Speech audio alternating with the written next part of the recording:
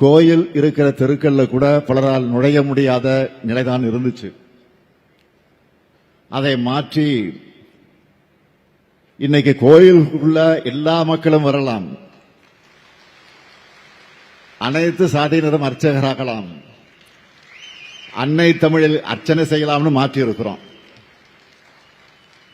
இந்த மாற்றம்தான் நாம் விரும்புகிற சமூக முன்னேற்றம்.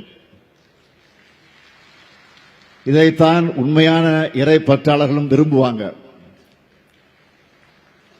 இறை நம்பிக்கையை பொறுத்த வரைக்கும் திராவிட முன்னேற்ற கழகத்தோட நிலைப்பாடு என்பது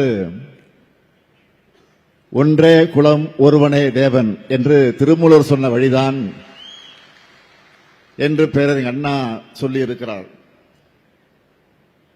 அதேபோலதான் தலைவர் கலைஞர் அவர்களும்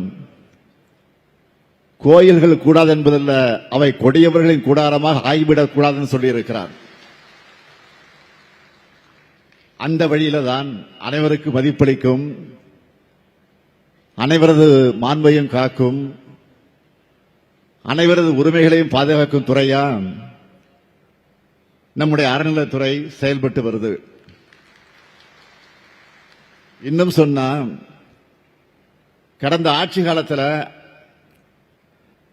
அறநிலையத்துறை அமைச்சர் யார் என்பது கூட மக்களுக்கு நினைவில் இருக்காது. ஆனால் இப்போ தமிழ்நாட்டில் இருக்கிற யாரை கேட்டாலும் நம்ம சேகர் பாபுடைய பேரை பளிச்சுன்னு சொல்லுவாங்க.